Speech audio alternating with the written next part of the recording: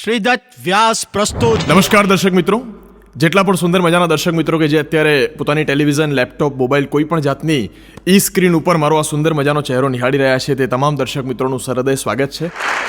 આજે ઘણી બધી વાતો મારે તમારી સમક્ષ કરવાની છે. મારું નામ છે અમિત ખુવા, પણ મારી વાતોને શરૂઆત કરતાં પહેલાં એક સુંદર મજાની શાયરીથી, એક સુંદર મજાની પંક્તિઓથી હું મારી વાતને આગળ વધારું. તો એવું કહેવાય છે કે જીત પર હસતો રહ્યો અને હાર પર હસતો રહ્યો, કે જીત પર હસતો રહ્યો અને હાર પર હસતો રહ્યો, ફૂલની શૈયા ગણી અંગાર પર હસતો રહ્યો.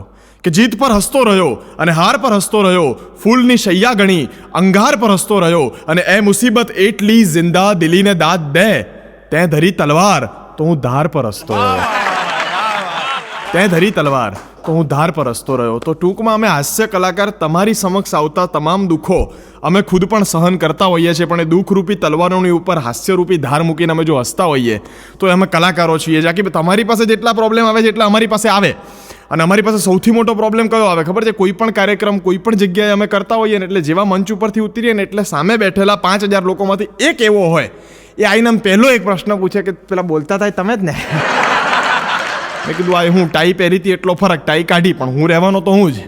મને કે એમ નહીં, આમ એક સવાલ થાય છે. મેં કીધું તારા મનમાં જે સવાલ થાય છે ને નાના ભાઈ, મેં કીધું મને દરેક વખતે એક વખત મળે જ છે. મેં કીધું ભાઈ શું સવાલ છે? એટલે મને કે ચાલો આટલું બધું તમે લાવો ક્યાંથી? આ લોકોને પ્રશ્ન થાય, અમે 4 કલાક 6 કલાક ઘણી વાર બોલીએ એટલે કે આટલું બધું ક્યાંથી લાવો એમ તમને. એટલે અમે એને સમજાવીએ કે જો ભાઈ અમારા ઘરે મેં કીધું અમેરિકાથી લાવેલું કોઈ 35 કરોડનું મશીન નથી કે ઉપરથી કાચો માલ નાખ્યો એટલે નીચેથી જોક્સ બનીને તૈયાર આવે, રોજના 3 કિલો કાઢી લીધા, એવું ના હોય. મેં કીધું અમે શું કરીએ, મેં કીધું વડોદરામાં કાર્યક્રમ આપવા જઈએ ને એટલે વડોદરાની અંદર મેં કીધું અમે 2 વાગ્યાનો પ્રોગ્રામ એટલે અમે 12:30 પહોંચી જઈએ. 12:30 પહોંચીને પછી ઓડિયન્સમાં કંઈક ને કંઈક અખતરા કરતા હોઈએ. મેં કીધું એટલે ત્યાંથી જે ઓબ્ઝર્વેશન કર્યું હોય ને એ બધું પછી બીજા દાડે અમારે સુરતમાં સંભળાઈએ. સુરતમાંથી ઓબ્ઝર્વ કર્યું ત્રીજા દાડે જામનગરમાં સંભળાઈએ, કારણ કે બરોડાના જોક બરોડામાં કહીએ પબ્લિક બહાર ના જવા દે. એટલે ટૂંકમાં અહીંથી ત્યાં કરવું હોય, ઇમ્પોર્ટ એક્સપોર્ટનો અમારો બિઝનેસ એટલે કોમેડી. પણ જો કે આ બધું માઇક ટેસ્ટિંગ ચાલી રહ્યું છે. હાલ સુંદર મજાની વાતની રજૂઆત કરું તો કોમેડી એ બહુ ઊંડો અને અઘરો વિષય છે. અઘરો એટલે અઘરો અમારા માટે, તમારા માટે તો સાવ સહેલો વિષય છે. જિંદગીની અંદર તમને જો હસવું અને હસી કાઢવું આ બેની વચ્ચે ફરક સમજાઈ જાય તો જીવનમાં તમે સુખી જ થવાના છો. ક્યાં હસવું અને ક્યાં હસી કાઢવું, જો જીવનમાં આ સંભળાઈ જાય તો દુઃખ ક્યાંય છે જ નહીં. હસવા અને હસી કાઢવામાં કેટલો ફરક છે સાહેબ? તો કે નાવાને નહીં કાઢવા જેટલો. તમે નાવા જાઓ તો એ વાત યોગ્ય છે, પણ ઘરમાં કોક દાડો સવાર ઉઠીને એમ કહેજો કે આજે નહીં નાખવું. જુઓ તમારા વડીલો તમારી શું હાલત કરે છે. એટલે નાવાને નહીં કાઢવા જેટલો ફરક હસવાને હસી કાઢવા જેવામાં છે સાહેબ. પણ એમાં ફરક કંઈક એટલો છે કે હાસ્ય બહુ ઊંડો વિષય છે. મારી ઉંમર ઘણી નાની છે કે એના વિશે હું કંઈક તમને સંભળાવું, પણ એના વિશે તમને કંઈક વાત કરું તો હાસ્યના જે પ્રકારો છે એમાં ક્યાંક સ્ટેન્ડઅપ કોમેડી આવે, મિમિક્રી આવે, ઇમ્પ્રોવ આવે, સ્કેચ આવે, કેરીકેચર, કોનન્ડ્રમ, બફૂન, સોફોમોરસ, જુવેનાઇલ, કેનિન્ડ્રમ, કેરીકેચર. સાહેબ આવા તો 38થી વધારે પ્રકારો છે. જો એના વિશે એક પ્રકાર વિશે વાત કરું તો 3 કલાક ઓછા પડે, પણ દરેક પ્રકાર વિશે 1.5 મિનિટમાં વાત કરીને તમને બધાને એક અડધો કલાકમાં 38 પ્રકાર બતાવવાની એક નાનકડી નિર્દોષ કોશિશ તમારી સમક્ષ કરું. સૌથી પહેલો ને સુંદર માજાની વાત છે સાહેબ, ઓબ્ઝર્વેશન એક એવો પ્રકાર છે હાસ્યનો કે જેમાંથી તમને વધુમાં વધુ પ્રકાર હાસ્ય મળે. ઓબ્ઝર્વેશન એટલે આમ અંગ્રેજીમાં તમને બહુ ભારે શબ્દ લાગે, ગુજરાતીમાં હું તમને કહું તો ક્યાંક બેઠા હોય ને તો અડવિતરી નજરે કંઈક જોવું કે હારું આ કઈ રીતે થયું હશે. આ તમને ના થાય પણ અમને પ્રશ્ન થાય. આ બહુ અઘરા પ્રશ્ન થાય. આમ બરફનો ટુકડો લઈને આમ કરીને કોઈ 5 વર્ષનો છોકરો એમ કહેતો હોય કે હારું આ લીકેજ ક્યાંથી છે, તો એ મોટો થઈને હાસ્ય કલાકાર બને. આ દ્રષ્ટિ જેનામાં હોય એ કલાકાર બની શકે. અને કોમેડી ટ્રેનર તરીકે હું કાયમ જોઉં કે તમને આ બરફને જોઈને કંઈ વિચાર થાય એટલે કોઈક વિદ્યાર્થી એમ કે સાહેબ આ લીકેજ ક્યાંથી થયું હતું નાનપણમાં એકવાર વિચારેલું. મેં કીધું કાંઈ વાંધો નહીં, તને એડમિશન મળી ગયું.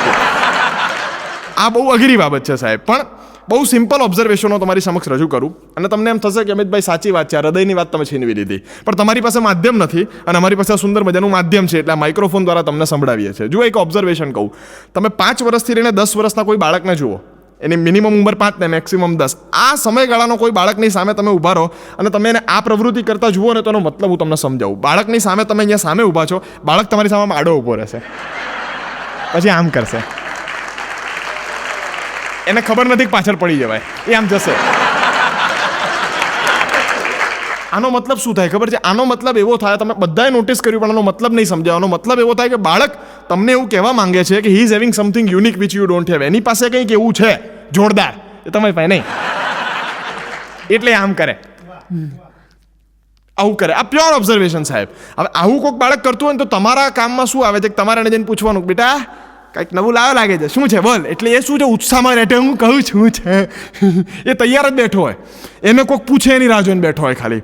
એટલે આવું એક ટાબરિયું સાહેબ આ શૂટિંગ કરવા આવતો હતો ને ત્યાં મને સ્ટુડિયોની બહાર મળ્યો. એટલે આમ કરતો હતો. એટલે મેં એને પકડ્યો, મેં કીધું બેટા તારી પાસે કંઈક નવું છે. મને ક્યાં મોઢા તરફ ઇશારો કર્યો એટલે સમજી ગયો કે આ જે ચાવે છે એ કંઈક નવી આઈટમ છે. એટલે મેં કીધું બેટા એક કામ કરને, મને તું ચાવે છે એ સમજાય ને શું છે. મને કે ના કહેવાય. મેં કીધું પણ કેને કેમ ના કહેવાય, બોલવાના 100 રૂપિયા રોકડા લઉં છું. મેં કીધું આ પાકો ભારતીય છે. મેં કીધું ભારતના મને કીધું આ નામ રોશન કરશે ભારતનું. મેં કીધું કાંઈ વાંધો નહીં, આપણને એમ કે ટાબરિયું છે સાહેબ, 100 રૂપિયા આપીને વાત જાણી લઈએ, પછી લાફો મારીને 100ની નોટ પાછી લઈ લઈશું. ટાબરિયાને ક્યાં મેળ પડવાનો છે. 100ની નોટ કાઢીને એના હાથમાં મૂકી. મેં કીધું હવે બોલ. મને કે અક્કલની દવા છે. મેં કીધું તારા બાપુજીએ શોધી? અક્કલની દવા કોઈએ શોધી નથી. મને કે આમાં અક્કલ આવે, તું ખાઈને જો કે. મેં કીધું ના હોય. મને કે છે પણ તો મેં કીધું એક કામ કર, મને જોવા માટે આપને. તો કે નહીં, જોવાના બીજા 150 રૂપિયા થાય છે.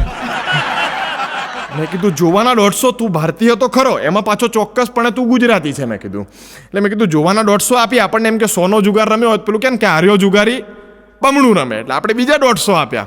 મેં કીધું બેટા હવે જોવા માટે આપને હાથમાં લીધી. જોવાની વાત કરતો તો જોતો તો ચીકણી કલરની લંબચોરસ વસ્તુ હતી, એટલે આપણને ચોકલેટ જેવી લાગી. એટલે મેં કીધું આ તો હારા 150 પડી ગયા.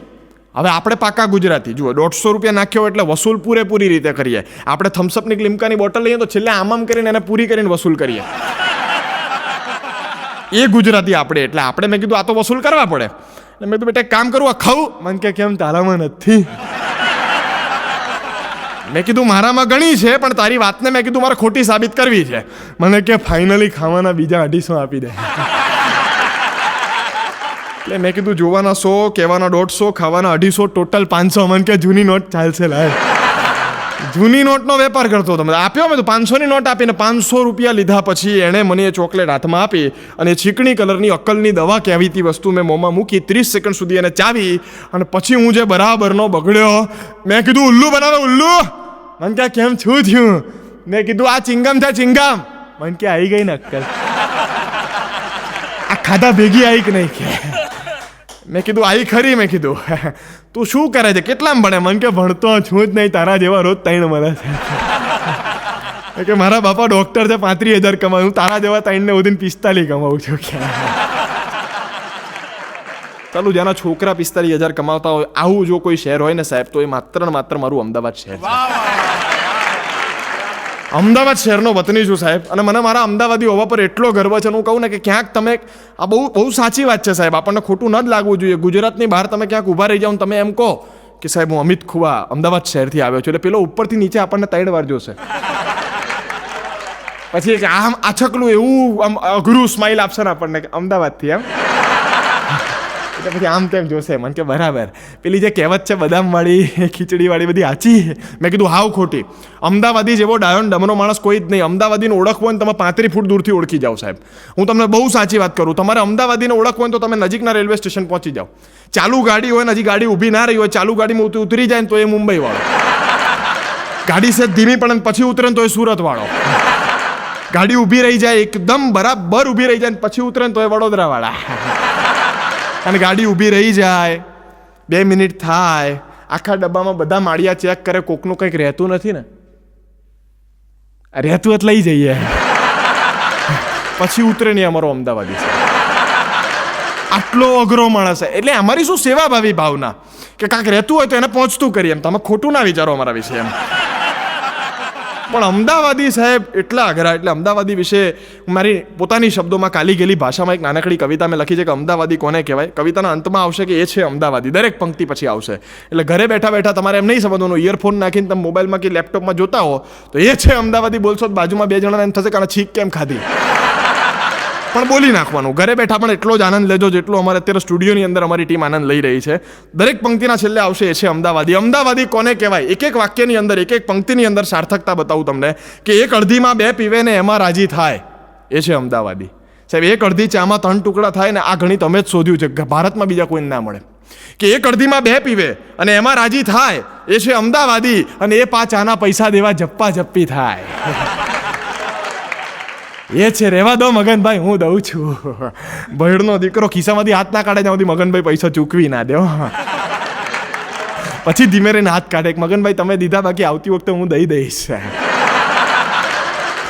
એક અડધીમાં 2 પીવે અને એમાં રાજી થાય, એ છે અમદાવાદી. ને એ 5 આના પૈસા દેવા જપ્પા જપ્પી થાય, એ છે અમદાવાદી. કે વાતો જેની 100 કરોડથી નીચે ના સંભળાય,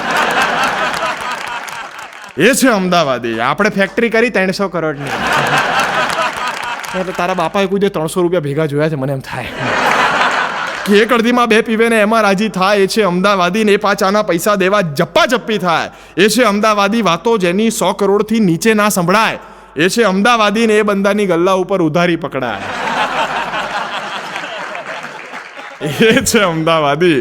અમારી એક ભાષા છે કે બોસ બકાને 2 લા સુલા બોલતો જે દેખાય, એ છે અમદાવાદી. કે બોસ બકા ને 2 લા સુલા બોલતો જે દેખાય, એ છે અમદાવાદી.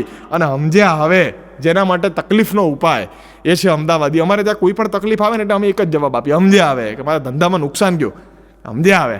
મારો બાબો 12માં ફેલ થયો, કે સમજ્યા આવે. પેલો કે મારા બાપુજી ગુજરી ગયા, કે સમજ્યા આવે. હું સમજ્યા આવે.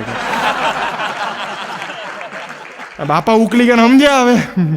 પણ અમારું નેચરલ રિએક્શન છે કે સમજ્યા આવે. એમ જિંદગીમાં આનંદ લેવાનો છે. કે બોસ બકા ને 2 લા સુલા બોલતો જે દેખાય, એ છે અમદાવાદી. સમજ્યા આવે જેના માટે તકલીફનો ઉપાય, એ છે અમદાવાદી. કે ખમણ ગાંઠિયા ભજીયા ખાતર કજિયા કરતો જાય, એ છે અમદાવાદી. કે ખમણ ગાંઠિયા ભજીયા ખાતર કજિયા કરતો જાય, એ છે અમદાવાદી. ને ચા માટે તો આખું રામાયણ ભજવાય, એ છે અમદાવાદી. સાઈડ બતાવે ડાબા પગથી, જમણા પગથી નહીં, ડાબા પગથી જમણે વળી જાય, એ છે અમદાવાદી. અમારે ત્યાં હાથથી સાઈડ બતાવવાનો રિવાજ છે જ નહીં. હા, કે સાઈડ બતાવે ડાબા પગથી જમણે વળી જાય, એ છે અમદાવાદી. હોર્ન વગાડી ગામ જગાડે, કટ્ટો મારી જાય, એ છે અમદાવાદી. અહેમદ શાહનું નગર અનેરું હર કોઈ અહીં હરખાય, એ છે અમદાવાદી. સલાહ જ્યાંનો મેન છે ધંધો, દીધે રાખે ભાઈ, એ છે અમદાવાદી. અમારે ત્યાં શું ડોક્ટર હોય, એન્જિનિયર હોય, કલાકાર હોય, વકીલ હોય, બધું સાઈડમાં. અમારો મેન ધંધો સલાહ આપવાનો. અમારી કાયમ અમારી અમદાવાદીની આદત, અમને કંઈક સલાહ આપવા દિવસમાં 2 જણા તો જોઈએ સલાહ આપી શકીએ એવા. અમે કાયમ કહીએ જો તમે મારું માનો તો. પેલો કે તારું તારા ઘરના નથી માનતા. હું શું કરવા માનું, મને એમ સમજાય કે આ થાય ને. ખરેખર સાહેબ, એમ આપણે એક કામ કરો, ક્રિકેટમાંથી ધોનીને બદલો. મેં કીધું એક કામ કર, તારા ઘરનું પ્લાસ્ટર બદલ. કડીની અંદર પેલા તેલ પૂર, કીચુડ અવાજ આવે. મેં કીધું એમ થાય. અહેમદ શાહનું નગર અનેરું હર કોઈ અહીં હરખાય, એ છે અમદાવાદી. સલાહ જ્યાંનો મેન છે ધંધો, દીધે રાખે ભાઈ, એ છે અમદાવાદી. આવું મારું નગર કે જ્યાંના લોકો છે વખણાય, એ છે અમદાવાદી. ને તોય કોઈની મદદમાં સૌથી પહેલો જે દેખાય, સાહેબ, એ છે અમદાવાદી. કે તોય કોઈની મદદમાં સૌથી પહેલો જે દેખાય, એ છે અમદાવાદી. નાની નાની વાતોનો એને આનંદ બહુ વર્તાય, એ છે અમદાવાદી. અને જેને માટે જીવન એટલે મસ્તીનો પર્યાય, એ છે અમદાવાદી. એટલે અમદાવાદી વિશે આવું સારું સારું બોલું ને તો તમારા બધાની થોડીક માન્યતાઓ બદલાય. બાકી અમે અમદાવાદી ગમે એવા હોઈએ એવું તમે માનો. બાકી અમે શું અમદાવાદીને હું તમને કહું, બીજી 2 વ્યાખ્યા તમને આપું ને. વ્યાખ્યા એટલે એક જ શબ્દમાં વ્યાખ્યા આપી દઉં. અમદાવાદી એટલે એક તો જુગાડ કરી લઈએ, જુગાડ હિન્દીમાં જેને કહેવાય, ઇંગ્લિશમાં સેટલમેન્ટ કહેવાય. અમે ગમે ત્યાંથી રસ્તો કરીએ.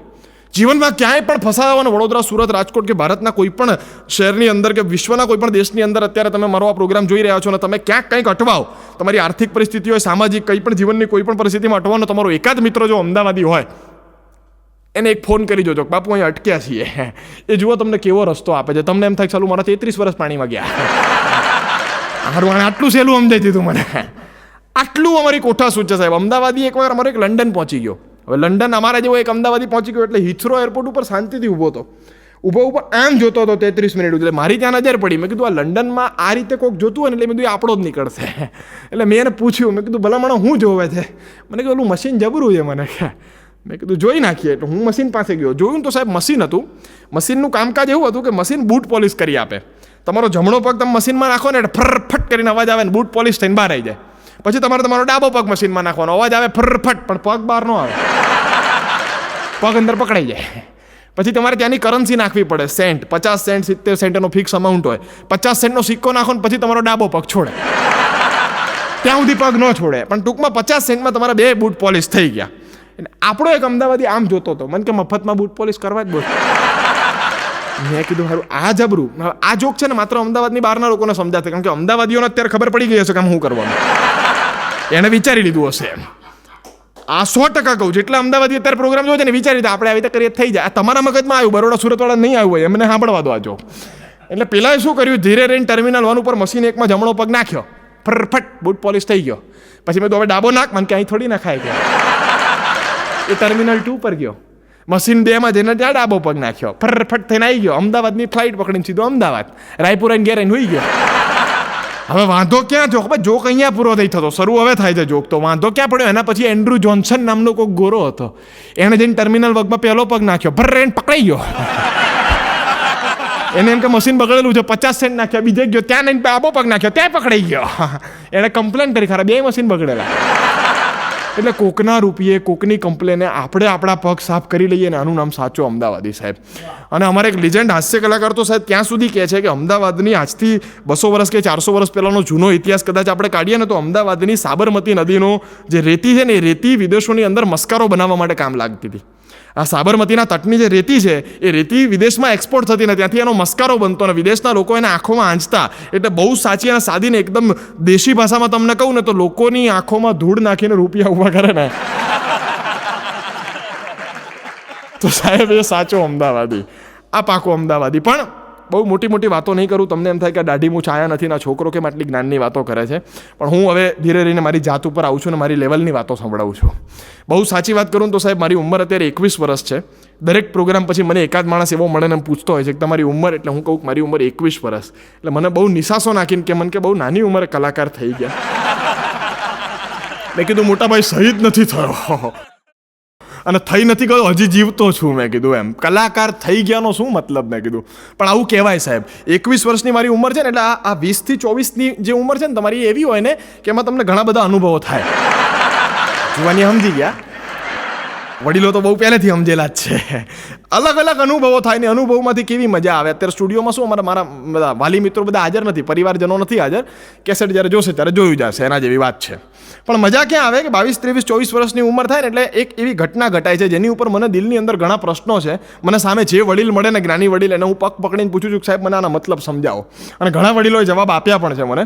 આ પ્રશ્ન એવો છે કે 22, 24 વર્ષની ઉંમરે તમારા જીવનમાં એક ઘટના ઘટે. એ છે કે છોકરો હોય તો એ છોકરીને જોવા જાય, અથવા છોકરી હોય તો એ છોકરાને જોવા જાય. એટલે કન્યા કે મૂર્તિયાની પસંદગી કરવામાં આવે. હવે આ અરેન્જ મેરેજની જે સિસ્ટમ છે, હવે આ સિસ્ટમ વિશે મને ઘણા, જો કે આ અનુભવમાંથી હજી હું નીકળ્યો નથી, હું હજી નાનકડું બાળક કહેવાઉં આના માટે, એવું મારે બોલવું પડે છે. પણ મજા કહું તમને આમાં. એટલે મને બહુ આમાં અંગત પ્રશ્નો છે. આમાં પ્રશ્ન મને આ ઘટના ઉપર છે કે જ્યારે મા બાપ નક્કી કરે કે ભાઈ આ મારી કન્યા છે ને તમારો મૂર્તિયો છે ને બધું નક્કી થાય. આ બધું નક્કી થવાનું તો હમણાં 10 વર્ષથી ચાલુ થયું હશે, બહુ તો 20 વર્ષથી. બાકી તમે તમારા દાદાને પૂછો તો કે આપણને કાંઈ ખબર જ નહોતી કે અમારા બાપુજી ને એના બાપુજી ભેગા થઈને નક્કી કર્યા તમારો છોકરો મારી છોકરી વેરે નક્કી. લગ્ન થઈ જાય ત્યાં સુધી ખબર ના હોય, ઘૂંઘટમાં હોય કે પછી જરા સુહાગરાતના દિવસે આમ ઘૂંઘટ ઉઠાય ને ત્યારે ખબર પડે ફૂલ્લીની દૂરી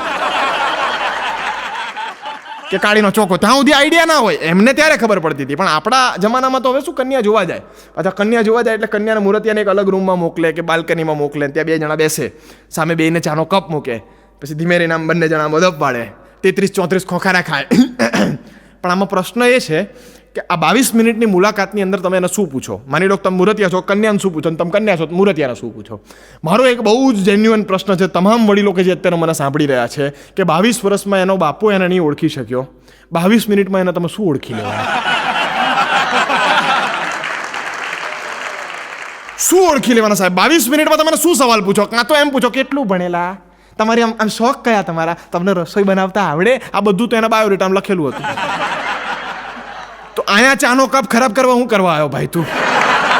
એટલે આમાં થાય શું કે 2 જણા સામસામે બેસે ને એટલે પ્રશ્ન એ છે કે શરૂઆત કોણ કરે. એકવાર જો શરૂઆત કરી દે તો પછી આની પાસે તો 40 સવાલ છે ઠોકવા માટે. ધમાધમી ચાલુ જ કરે. આ તો ઘેરથી નક્કી કરીને આવે છે. પણ શરૂઆત કરવામાં ભાઈની હિંમત ના ચાલે, બેનની હિંમત ન ચાલે. એટલે કોકનો ભાઈ ને કોકની બેન. હવે નક્કી શું થાય ખબર છે કે ધીમે ધીમે કોકને તો શરૂઆત કરવી ને એટલે હિંમતે મરદા તો મદદે ખુદા ભાઈડો શરૂઆત કરે. એટલે ધીમે રહીને એક ભાઈએ તો 34 ખોખારા ખાધા ને 3 કપ ચા પી ગયો હતો. અને પછી કરીને શરૂઆત કરી કે બેન તમે કેટલા ભાઈ બેન? પેલી કે ભાઈ અત્યાર સુધી તો 4 હતા કે તું બાફ્યું ને એમાં કે 5 પૂરા થયા કે. વીર પસલીના દાડે આવજે મારા વીરા, કેવી મજા પડે. પણ શું પૂછવું? અને એક છોકરો તો લડી લેવાના હિંમતમાં તો આજ તો પૂછી જ નાખવું છે. સીધો ગયો, ચાનો કપે ના પીધો કે 1 મિનિટ ઉભી મારે તને પૂછવું છે. છોકરી ગભરાઈ કે પૂછો, કે એના માટે જ બેઠા છીએ, પૂછો શું પૂછવું છે? તો કે ધારી લે કે આપણા બંનેના લગ્ન થઈ ગયા. છોકરી કે તમારી લાયકાત જોઈને લાગતું નથી થાય, પણ માની લઉં. તો કે માની લે કે આપણા બેના લગ્ન થઈ ગયા, હું ગયો છું બહાર ગામ ને આપણા ઘરમાં મહેમાન આવે ને તું ઘરે એકલી હોત, તું શું કરે? તો કે જો હું તમારી ધર્મપત્ની હોઉં તો તમારા મહેમાને ગમે એમ તો મારા મહેમાન કહેવાય. તમારા ઘેર મહેમાન આવે તો એને કંઈ ચા પીધા વગર પાછા ના કાઢું, એને ચા પાણી પીવડાવું, એને પ્રેમથી કહું કે અમારા એ છે ને જરાક બહાર ગયા છે, સાંજે આવશે ત્યારે તમે ફરી આવજો, પણ એને ચા પીવડાવું કે ગૃહિણી તરીકે મારી ફરજમાં આવે છે. તો કે ધારી લે કે આપણા ઘરમાં એ વખતે કે ચાની પત્તી ના હોય, તું શું કરે? કે આ કેવો સવાલ છે કે ચાની પત્તી ના હોય કે મહેમાનને થોડી કાઢું એના માટે કે હું પાછલા દરવાજેથી જાઉં, દુકાનેથી ચાની પત્તી ઉધારમાં લઈ આવું, પણ મહેમાનને ચા પીવડાવું. તો કે ધારી લે કે આપણા ઘરમાં ખાંડ ના હોય તો શું કરે? તો કે તો જે રીતે ચાની પત્તી લાવી હતી એ રીતે હું ખાંડ લઈ આવું, બહાર જવું ને દુકાનેથી ખાંડ લઈ આવું. તો ધારી લે કે આપણા ઘરમાં દૂધ ના હોય તો શું કરે? તો કે જે રીતે ચા ને ખાંડ લાવી એ રીતે દૂધ જવું. તો કે ત્રીજો ધક્કો દુકાને ના કહું, બાજુમાં રમીલાબેન, શાંતાબેન, કાંતાબેન કોકની જોડે તો ઓળખાણ રાખી હોય મેં કે, એટલે બાજુમાં જાઉં ધીમે રહીને કહું કે થોડું દૂધ આપજો ને, 2 કટોરી મહેમાન આવ્યા છે, એમ કરીને દૂધ લઈ આવું, પણ ચા બનાવું. તો કે ધારી લે કે આપણા ઘરમાં તપેલી ના હોય તું શું કરે? હવે પેલીની ખોપડી ગઈ, પેલી કે લુખ્ખા ઊભો થા કે ને એમની હાલતી નો થા, તારા ઘરમાં ખાંડ નથી, તારા ઘરમાં ચા નથી, દૂધને માર ગોલી તપેલી નથી, તું પરણવા નીકળ્યો છે. પણ લડી જ લેવું હોય સાહેબ. જીવનમાં ઘણાને કે ચણાના લોટમાંથી શું થાય? છોકરી કે ભજીયા થાય, બીજું શું થાય? તો કે ગાંઠિયા થાય, ત્રીજું શું થાય? તો કે ઢોકળા થાય, ચોથું શું થાય? તો કે હાંડવો થાય, પાંચમું શું થાય? તો ફાફડા થાય, છઠ્ઠું શું થાય? તો કે લાડવા થાય, સાતમું શું થાય? પેલી કે તારા બાપાનું 12મું થાય. કરવું છે બોલ, હવે જતો રહે કે અહીંયાથી. એમ કેવી મજા પડે. પણ ઘણી વખત એવા પ્રયત્નો થતા હોય સાહેબ કે જીવનમાં અમુક પરિસ્થિતિ એવી આવે ને જ્યાં માણસને ખબર નથી કે એને શું કરવું. આ એવી વિયર્ડ સિચ્યુએશન છે કે માણસ નક્કી ન કરી શકે કે આ ઘટનામાં મારે કઈ રીતે ભાગ ભજવવો. આવી ઘટનાઓ ઘણી બધી વાર થાય. હું તમને સમજાવું. જુઓ, લગ્ન જે હોય ને, લગ્ન આપણે ભલે લગ્ન તમે કર્યા ન હોય પણ કોકની જાનમાં ગયા હશો, અને પરણેલા તો 100%ની 171% મારી વાત સાથે સહમત થશે. લગ્નમાં વિદાય સમારંભ માની લો ચાલે છે. હવે માની લો કે અહીંયા અત્યારે લગ્ન ચાલી રહ્યા છે અને વિદાય સમારંભ છે. આમાં કેવું છે, વિદાયના વખતે બધાનું કામ ફિક્સ હોય, કોઈ તમને નવરું જોવા ન મળે, બધાનું કામ ફિક્સ હોય. જુઓ, કન્યાનું કામ હોય કે રડતી હોય, કારણ કે એને દુઃખ છે કે પોતાના પરિવાર સાથે 22-24 વર્ષ રહી છે અને હવે હંમેશા માટે એક ઘર છોડીને બીજા ઘરમાં એને જવાનું છે, એ રડતી હોય, દુઃખ વ્યક્ત કરતી હોય. કન્યાના જેટલા પણ છે કન્યા પક્ષવાળા, એ બધાય રડતા હોય, કારણ કે એમના ઘરનો એક હિસ્સો આજે પારકા ઘરે જઈ રહ્યો છે. વરરાજાના પક્ષના જેટલા લોકો છે એ બધાનું કામ એવું હોય કે કન્યા પક્ષવાળાને સાંત્વના આપતા હોય કે તમારી દીકરીને અમારી દીકરી જેમ રાખીશું, એને અમને સાચવીશું, જરાય ચિંતા ના કરો. એક માણસ એવો હોય કે એનું કામ ફિક્સ જ ના હોય. એ કોણ ખબર છે? જેના લગ્ન છે પોતે વરરાજા. એ ફાટો બાંધી ટીલો કરીને આમ તેમ ફરતો હોય, કરવાનું હું હારું આપણે કે, કારણ કે જ્યાં એ કશું ના કરે, કન્યાની પાછળ આમ જતો હોય, જ્યાં બેન જાય ત્યાં જીજાજી પાછળ જાય, કારણ કે એ રડી ના કે રડે તો લોચા પડે, ખરાબ લાગે, હસે તો ડબલ ખરાબ લાગે. એટલે ભાઈડો આમ ફરતો હોય, એને ખબર ના મારે કરવાનું શું કે, મને કોઈ કામ બતાવો. એટલે ફાઇનલી વિદાય પૂરી થાય ને એટલે ન્યૂલી વેડેડ ગુલાબી કલરના ફૂલોથી મસ્ત ગુલાબથી સજાવેલી ગાડીઓ હોય, એમાં ભાઈ બેસી જાય. હવે પિયરથી સાસરાનું અંતર માની લો કે 2.5-3 કલાકનું હોય અને કન્યા ડૂસકે રડતી હોય, આવું થતું હોય, તો હવે આ ભાઈને એમ થાય કે 2.5 કલાક ગમે એમ તો 15 મિનિટ પહેલાં આપણી પત્ની થઈ છે, તો 2.5 કલાક એની જોડે કાંક તો કરવું ને, વાત તો કરવી ને, કે નહીં ત્યારે આ એને એમ થશે કે આ કેવો મારો ઘરવાળો છે કે આને પડી જ નથી મારી. એટલે આ ભાઈને પ્રશ્ન એ હોય કે 2.5 કલાકમાં જો વાત શું કરું, શરૂઆત કઈ રીતે કરું. ધારી લો કે એમ કે રડીશ નહીં, તમે રડવાય નહીં દેતા મને, તમને ખબર બગડે. ધારો કે એમ કે કામ કર, રડી લે, આજે તું દિલ ખોલીને, તમને તો હું રડતી જ ગમું છું કે, કરવું શું? બહુ મોટો પ્રશ્ન છે સાહેબ. એટલે એક ભાઈડાએ તો ધીમે રહીને હિંમત કરી હતી, આમ કરીને કે એક વાત કહું. કન્યા રડતા ક્યાં બોલો, તો કે આજે રાતે તું મારા ઘેર રોકાવાની છે, તારે ઘેર કીધેલું છે ને કે, ના કીધું ના હોય તો કે મેસેજ કરી દે છે કે. પેલીને ચાલુ ગાડીએ કૂદકો મારવાની ઈચ્છા થાય સાહેબ, એ કે આની જોડે જિંદગી કેમ નીકળશે આપણી. પણ આવી સિચ્યુએશન આવે સાહેબ જીવનમાં, એવી ઘણી સિચ્યુએશન આવે છે કે જ્યાં આપણે શું કરવું ને આપણને ખબર નથી હોતી, ત્યારે માણસ એવો હલવાય અને આવી પરિસ્થિતિને અમે કેપ્ચર કરી લઈએ. બહુ સાચી વાત તમને આવી જે કરું તો લગ્નની અંદર તમારા લગ્ન ભલે 5,000ના ખર્ચે થયા હોય કે 25 કરોડના ખર્ચે થયા હોય, પણ લગ્નની અંદર 10 સેકન્ડનો એક એવો સમય આવે છે, 10 સેકન્ડનો ફ્રેક્શન ઓફ સેકન્ડનો એક એવો પીરિયડ આવે છે. એ સમય જો સચવાઈ ગયો ને તો લગ્નનો 25 કરોડનો કે 5 લાખનો કે 5,000નો પણ ખર્ચો વસૂલ. ધારી લો કે 10 સેકન્ડ ગઈ એ 10 સેકન્ડમાં કંઈક લોચા વાગી ગયા તો તમારો 25 કરોડનો ખર્ચો એમાં વસૂલ ના થાય, 5 લાખનો ખર્ચો વસૂલ ના થાય. એ કઈ સેકન્ડો ખબર છે? પરડેલા કેસો મને. હા, સાચી વાત. એ સેકન્ડો છે જ્યારે વરરાજા ઘોડી પરથી ઉતરીને માંડવાની અંદર પહેલો જમણો પગ મૂકે. કારણ કે ગમે એમ તો એક દિવસનો વરરાજા હોય, રાજા કહેવાય ને સાહેબ, મહારાજા જેવી એની ઠાઠ હોય એ દિવસે. એટલે પહેલો પગ મૂકે ને ત્યારે શું આમ ઓર્કેસ્ટ્રાવાળાને અને ડીજેવાળાને બધાને સમજાયેલું હોય, તમારે કાંઈ તળકતું ફળકતું વગાડવાનું, એવું લાગવું જોઈએ કે આમ 12 ગામનો રાજા આવ્યો છે, આમ લાગવું જોઈએ. એક દિવસ માટે તો રાજા છું કે હું. એટલે હવે આમાં શું થાય છે કે અલગ અલગ ગીતો પહેલાં વગાડતા હતા રાજાશાહી જેવા. પછી હવે બેન્ડવાળા અને ડીજેવાળાએ નક્કી કર્યું કરો આમાં લોચો પડશે તો આપણા પૈસા નહીં આપે. એટલે એ લોકોએ શું કર્યું, એક ગીત ફિક્સ કરી નાખ્યું. એમની મિટિંગ ભેગી કરીને કે આપણે એક કામ કરો, અઝીમો શાન શહેનશાહ, હારામ હારું ગીત એને વગાડી દેવાનું, એટલે વરરાજા ખુશ ને ઘરના બધા ખુશ. એટલે એમણે એક નક્કી કરી નાખ્યું, કાંઈ વિચારવાનું જ નહીં. જેવો વરરાજા પહેલો પગ મૂકે એટલે અઝીમો શાન શહેનશાહ. મને આનાથી બહુ મોટો વાંધો છે, ભલે હું પરણ્યો નથી. વાંધો તમને કહું, અઝીમો શાન શહેનશાહ એટલું સુંદર મજાનું સાહેબ ગીત છે, એટલું સુંદર મજાનું મ્યુઝિક છે, આમ રાજા જેવું ફિલિંગ આવે, એ વાત સાચી. પણ અઝીમો શાન શહેનશાહ ગીતનું માન પેલો વરરાજા રાખતો નથી. એટલા માટે કે જેના લગ્નમાં અઝીમો શાન શહેનશાહ ઉપર એન્ટ્રી લેવડાવાઈ હોય એનો એ જ વરરાજા લગ્નના માત્ર 36 કલાક પછી બરમુંડો પહેરીને લાલ કલરની સ્કૂટી લઈને નીકળ્યો હોય. કાકા એક કામ કરો ને, 2 ગોલ્ડની થેલી આલો ને. કે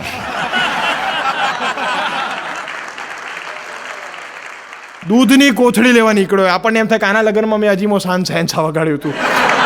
પણ એમ થાય કે 36 કલાક તો ભાઈ તું રાખ. પણ આ બધી બનાવેલી વાતો છે. એકદમ સાચીને ફેક્ટ વાત કરું કે આમાં ક્યાંય એક પણ પ્રકારની બનાવટ નથી. હું મારું 2 વ્હીલર લઈને જતો હતો, આ ઘટના મેં જોઈ, મારી ગાડી સાઈડમાં ઊભી રાખીને 36 મિનિટ સુધી હસ્યો હતો સાહેબ. એટલી જબરદસ્ત ઘટના મેં મારી નજર જોઈ છે. આમાં થયું કંઈ કેવું કે વરરાજાએ ધીમે રહીને આમ ઘોડી પરથી પગ નીચે મૂક્યો અને એવું જ બેન્ડવાળાએ ભૂલથી ગીત વગાડી દીધું કે નગર મેં જોગી આયા, એ આકે યા લખ જગા. મેં કીધું પેલો ધૂણી ધખાવા આવ્યો છે અહીંયા, પૈણવા આવ્યો છે, પૈણવા દો શાંતિથી એમ થાય. પણ જીવનમાં અમુક ઘટનાઓ, અમુક પરિસ્થિતિ, કહેવાનો મારો ભાવાર્થ એવો છે કે અમુક પરિસ્થિતિ સાહેબ તમારી સામે એવી આવી જાય કે એમાં તમને ખબર ન હોય કે આમાં આપણે ક્યાં જવું અને શું કરવું. આવી પરિસ્થિતિમાં જ્યારે માણસ ફસાય ને ત્યારે હાસ્ય ઉત્પન્ન થાય. કાયમ ઘણા બધા હાસ્ય કલાકારોને તમે મોઢે સાંભળ્યું હશે. હાસ્ય ક્યારે ઉત્પન્ન થાય એના માટે તો કદાચ હું તમને આટલું બધું જ્ઞાન આપવા લાયક નથી, પણ એક બહુ નાની વાત કરું ને તો 2-3 પ્રકારે હાસ્ય ઉત્પન્ન થયું છે. જ્યારે માણસ મૂર્ખો બન્યો છે, માણસ જ્યારે મૂર્ખ બન્યો છે ને ત્યારે હાસ્ય બહુ સારી રીતે ઉત્પન્ન થયું છે. બીજું જ્યારે માણસ દોઢ ડાયો બન્યો છે, અણંગ ડાયો બન્યો છે, કાંઈક ચાલતું હોય ને એમાં વચ્ચે એમ કે જીવન આની જગ્યાએ તમે આવું કરો તો આવું કરે ને ત્યારે હાસ્ય ઉત્પન્ન થાય. અને એમાં અમે અમદાવાદી સૌથી પાવરદાર છીએ. ફરી વખત મારી વાતને હું અમદાવાદી પર એટલે લાવ્યો છું કે અમદાવાદી સાહેબ એટલા બધા જબરદસ્ત પાવરદાર દોઢ ડાપણમાં. અમને બહુ ગમે દોઢ ડાપણ કરવી. ક્યાંક કંઈક રાગે પડતું શાંતિથી ચાલતું હોય તો અમને ન ગમે. અમને એમ થાય ચાલો આમાં આપણે કંઈક કરીએ, ધીમે રહીને અમે જઈએ. આની જગ્યાએ આમ કર્યું હોય તો પેલો કે તું અમદાવાદી ને, આપણને ઓળખી જ જાય સાહેબ. હું તમને બહુ સાદું એક્ઝામ્પલ આપું. અમદાવાદીને તમે આ પ્રકૃતિમાં જુઓ ને તો તમારે મને યાદ કરવાનો. આ તમને પ્રોગ્રામ યાદ ના રહે, તમને વિડીયો યાદ ના રહે, પણ તમને અમિત ખું આ વાતથી યાદ રહેશે, એની મારી લેખિત ગેરંટી. તમને સમજાવું. જુઓ, આ રીતે માણસ ઊભો હોય અને પોતાનો ડાબો પગ જરાક આગળ લે અને પોતાનો ડાબો હાથ આમ કમર ઉપર આમ રાખે અને પછી કંઈક બોલે અને ધારી લો કે આ માણસ કોઈ અમદાવાદી છે અને આ પોઝિશનમાં ઊભો છે, તો તમારે શું કરવાનું? તમને કહું, તમારે તમારા મોબાઈલનું રેકોર્ડિંગ બટન ચાલુ કરી દેવાનું. કારણ કે આ પરિસ્થિતિમાં એને અમદાવાદી જે કંઈ બોલે ને બધું ઐતિહાસિક બોલે છે, રેડીમેડ બનાવેલા જોક જ હોય સાહેબ. આ પરિસ્થિતિમાં માણસ જુઠ્ઠું બોલી જ ના શકે. હું શું કહું છું અમિતભાઈ, આવી રીતે જે બોલતો હોય ને એ બહુ જબરદસ્ત. હું તમને બહુ સાચું ને પાકું એક્ઝામ્પલ આપું. એક મારા મિત્ર છે, એમણે દુકાન કરી હતી, ચવાણાની ફરસાણની દુકાન કરી. મને કીધું મને કે અમિત આપણે નવી ફરસાણ શોપ કરી. મેં વાંધો નહીં, તમે કરી તો આપણે આવવાનું ઉદઘાટનમાં. મને કે કાલ સવાર 6:30. મારું 6:30 તો પ્રોગ્રામમાંથી અમે મોડા આવ્યા હોય ને 6 વાગે અમારો ઊંઘવાનો ટાઈમ હોય. મને કેવું નહીં, આપણે કામ કરવાનું, તમે ભલે 9-10 વાગે આવજો, પણ આવજો કે. મેં કીધું કાંઈ વાંધો નહીં. એટલે મેં કીધું આવીશું. હવે થયું એવું કે સવારમાં 6 વાગે પેલો સાફ સફાઈ કરતો હતો દુકાનની, ફરસાણની દુકાન. એટલે એને એવું ધ્યાન પડ્યું કે ભાઈ આપણી દુકાન પર બોર્ડ આવ્યું નથી. એની ઉપર જે સાઇન બોર્ડ હોય કે ફલાણા સ્વીટ માર્ટ કે ફલાણા ફરસાણ સેન્ટર, એ બોર્ડ બપોરે 1:30-2 વાગે આવવાનું હતું. એટલે એને એમ થયું કે 6 વાગે મહેમાન આવે ખબર કેવી રીતે પડશે કે આ ફલાણા ભાઈની દુકાન છે. એટલે એણે બહુ દેશી કોઠા સૂઝ વાપરી. એણે શું કર્યું, ધીમે રહીને એક કાર્ડબોર્ડ લીધું, પૂઠું લગાવી દીધું. મોટી લાલ કલરની માર્કરથી લખ્યું કે અહીંયા તાજું ચવાણું મળશે, જેથી લોકોને ખબર પડે કે ચવાણાની દુકાન છે, અહીંયા તાજું ચવાણું મળશે. આવું લખીને ભાઈએ બોર્ડ ચડાવ્યું હતું. 6 વાગે દુકાન ખોલીને બેઠો તો 6:30 વાગ્યાને એક અમદાવાદી આ પોઝિશનમાં આવીને ઊભો રહ્યો. એ કે અહીંયા તાજું ચવાણું મળશે. એમ અંદર ગયો, તમારી જ દુકાન? પેલો કે હા આપણી જ દુકાન છે. તો કંઈક બહુ મસ્ત સલાહ આપું કે? પેલો કે બોલો. તો કે આ આખા વાક્યમાં તમારે અહીંયા લખવાની શું જરૂર છે? પેલો કે તને કેમ નડ્યું? તો કે એમને આખા અમદાવાદ શહેરને ખબર છે કે ચવાણું ફરસાણની દુકાન જ મળે. કોઈ પેટ્રોલ પંપે લેવા ગયું? કોઈએ સોનીની દુકાનમાં જઈને કીધું ગાંઠિયા આપો? નહીં કીધું. પેલો કે ના નહીં કીધું. તો કાઢને કે અહીંયા કાઢી નાખે, ખાલી ખોટી જગ્યા રોકે છે. પેલો કે માર્કર મારી, પૂઠું મારું, દુકાન મારી, તને શું વાંધો છે કે એમને અહીંયા કાઢી નાખો, ગ્રામેટિકલી બહુ ખરાબ લાગે કે એક કામ કરો, 6:30 વાગ્યાની જો લમણા ફોડ કરી એના કરતાં અહીંયા ભૂસવામાં આનંદ છે. એણે ડસ્ટર લીધું ને અહીંયા ભૂસી નાખ્યું, બરાબર? પેલો કે ઓકે જાઓ, જતો રહ્યો. પછી આગળ વધ્યું, તાજું ચવાણું મળશે. પેલા 3 વાર ચેક કરવું, આમાં કંઈ કાપવા જેવું નથી રહે, તો કે ના આમાં કાંઈ કાપવા જેવું નથી. 7:30 વાગ્યાને એક બીજો આવ્યો, એણે સેમ પોઝિશન લીધી, એ કે તાજું ચવાણું મળશે. ધીમે રહીને કે તમારી દુકાન? પેલો કે હા આપણી જ દુકાન. એટલે કે ખાલી ચવાણું જ તાજું વેચો, નહીં શક્કરપારા ફરસી પૂરી બધું 4 દાડા જૂનું વેચો, નહીં વાસી. પેલો કે ના બધું તાજું છે. તમે તાજું લખે ને એમાં વધારે ડાઉટ જાય. તારી વખતે તાજું ના લખ્યો ને ડાઉટ ના જાય, તું તાજું લખે ને એટલે અમને ડાઉટ જાય. તાજું કાઢ નાખ, આખું ગામ તાજું જ વેચે કે કોઈને પોતાની દુકાન બંધ નહીં કરવી, વાસી વેચે, તાજું કાઢ. ના પણ કાઢ ના. પેલો કે ઓકે તાજું કાઢ નાખ્યું. વધ્યું શું? ચવાણું મળશે. હવે આમાં શું કાપવાના તમે? ચવાણું મળશે, પૂરું થઈ ગયું. ત્રીજા એક બેન આવ્યા 9 વાગ્યા એટલે ધીમે રહીને કે છે ચવાણું મળશે. બેન કે ભાઈ કેટલા સ્ક્વેર ફૂટની દુકાન છે? પેલો કે બેન 2,500 સ્ક્વેર ફૂટની ખરી. તો કે તો ખાલી ચવાણું કરવા વેચે છે, 8-10 આઈટમ બીજી રાખને, ફરસાણની બધું વેચાય. પેલો કે બેન બધું વેચું છું, 133 આઈટમ છે. તો કે તમે ચવાણું કરા લખ્યું છે? કાં તો 133 ના નામ લખ, કાં ચવાણું કાઢી નાખ. પેલો કે બેન શું કરું? ચવાણું કાઢ. પેલો કે ઓકે ચવાણું ભૂસી નાખ્યું. વધ્યું શું? મળશે. હવારું આમાં શું કાપશો તમે? મળશે લખીને બેઠો તો 10:30 એક ત્રીજો આવે કે મળશે. એ બોર્ડ માર્યું છે તમે કે? પેલો કે ભાઈ ફરસાણની દુકાન રાતે કેટલા સુધી ખુલ્લી રાખે છે? પેલો કે પણ ફરસાને તું બોર્ડ કેમ મારે? પેલા એ બોર્ડ કાઢી નાખ્યું સાહેબ. બોર્ડ કાઢીને ઘરે જઈને હુઈ ગયો. 10:30 હું પહોંચ્યો, દુકાન બંધ. મેં કીધું ભાઈ શું થયું, કેમ દુકાન બંધ કરી? ફોન કરે, મને કે યાર બોર્ડ હું મારું ખબર જ નહીં પડતી. મેં તું બોર્ડ માર. મને કે શું લખું? મેં તો લખ અહીંયા તાજું ચવાણું મળશે. પછી જેટલી સ્પીડે બોર્ડ કાઢ્યું હતું ને એનાથી ડબલ સ્પીડે મને ઘરમાંથી કાઢ્યો. બહુ મજા પડે. એટલે અમુક વાર છે ને દોઢ ડા પણ ન કરવામાં જેટલો આનંદ છે ને એટલો આનંદ સાહેબ બીજે ક્યાંય નથી. જીવનની અંદર દોઢ ડાયા ન થાવ ને એમાં બહુ આનંદ છે સાહેબ. ને મને તો આ વાતના દાખલા મળ્યા છે સાહેબ. અનુભવ હોય ને આમાં, અનુભવ એટલે કેવા અનુભવ? આ લગ્નના જે કર્યા બધા અનુભવ ના હોય, પણ એ ઘરમાં દાખલા તો જોતા હોઈએ ને. ઘરનું જોઈને નાના બાળક સ્વરૂપે તમને બધું કહી દઉં એવું થાય ને, એટલે જ મૂછો કાઢીને આવ્યો છું. બાળક સ્વરૂપ ગણાઈ જવું ને અત્યારે. એવું લાગે ને તમને? મૂછો ના, તમે એમ સમજો બાબલો છે બોલે સમજી લેવાનું એમ. બાકી મૂછો રાખી હોત થોડી તમને એમ લાગે કે ભાઈ શું બોલે છે, પપ્પાની પોલો કેમ ખોલે છે. બાકી આ પપ્પાની વાત તમને કરું તો બહુ આનંદ આવે. એકવાર મેં મારા બાપુજીને ધીમે રહીને કીધું હતું